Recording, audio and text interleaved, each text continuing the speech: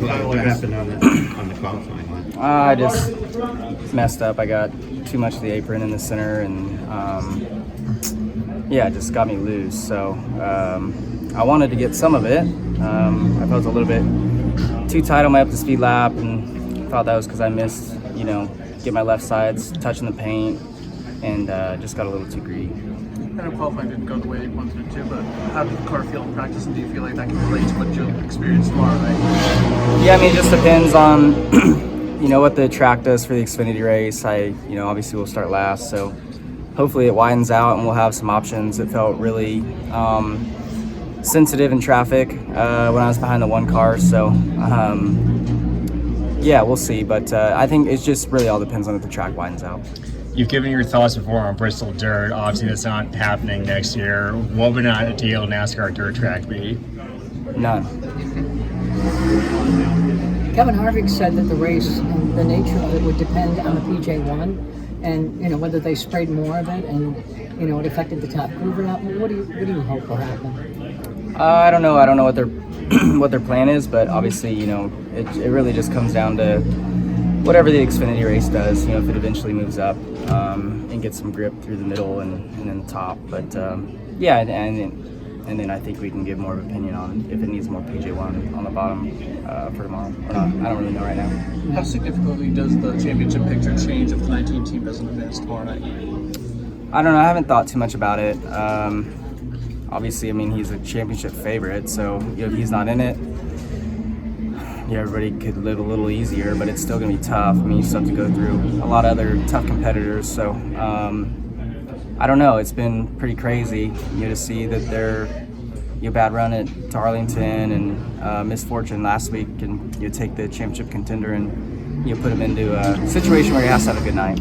Did you and Chase talk at all this week? We just talked after the race. All was fine. I knew I wasn't too worked up in the car. When I knew he was upset, just because I knew, or I felt like once he saw the replay, it would paint the picture. So we were fine. You feel like that got overblown by people in the media and all?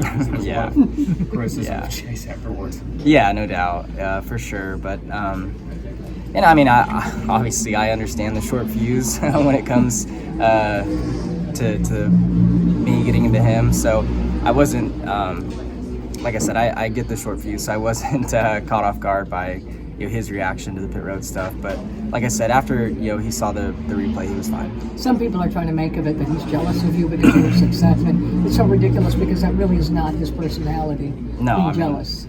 No, I don't. Well, I can't say any of us know his personality, so but I doubt that. he's super successful, and he's got a championship, and he's won tons of races, so I don't feel that way. I spend a little more time around him than all you guys, and I don't ever feel that way, so I doubt that. Where do you think your best shot is in the next round?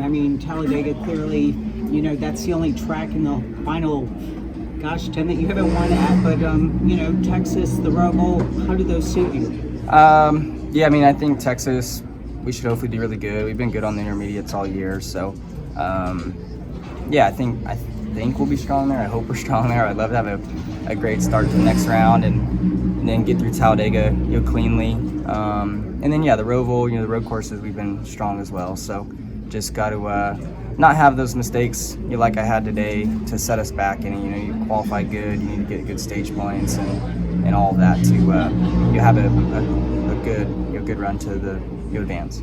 And is there a potential of expanding your open wheel series in the future? I think everything's on the table.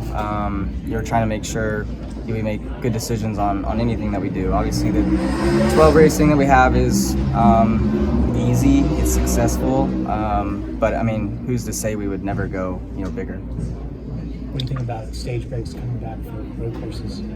I don't know. I think I wouldn't typically have an opinion on it. I don't really care one way or the other. But the only thing for the playoffs is it just doesn't make it it just messes up the strat. It just throws a wrench at everything. It makes it hard for the teams because you could be in where you have to gain points or be in a must-win situation. It changes the way your race totally calls out, and you could be you could go for the race win and then get bit by guys who are slow, but flip the stages and get the stage points and all that. So, but I mean, it's been that way for a few years now, so it's kind of is what it is. But hopefully, we've got enough points. By that point, we don't have to worry about it. Do you, and I know this might sound basic, but when you see the picture of Martin Truex Jr.'s tire with the puncture in it and the tweet by James Small, you're a guy who drives the car. You give feedback and everything, but does that make you worry more about, as a driver in the playoffs, does that add angst to you, or do you that's not something you focus on, Yeah, I don't know. Even this week, I don't think Martin's probably thinking about that as he's rolling off pit road. I don't think he's looking at every little pebble that's on the racetrack. So it was just bad luck on his part last week. Nothing he could have done to have that not happen. So no, I mean how many races has he ran? Like, that's probably never happened in his life. So you just, I guess, hope it doesn't happen to you.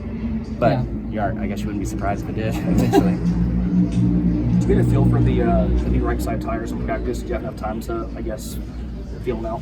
Yeah, I mean, I don't remember what last year felt like, but we were able to run really fast right off the bat, and then I built kind of loose in and loose loading into one, and then we adjusted on, tighten up, and that was pretty tight after that. So I don't really know if it was the adjustments or the track or a combination of both that, I think the track started to tighten up more than anything, but we'll see. It did seem a little more, the cars or whatever seemed a little more aero sensitive behind people, so I don't know if that has anything to do with the tire. I wouldn't be surprised if it does, but I don't know. We'll learn more tomorrow.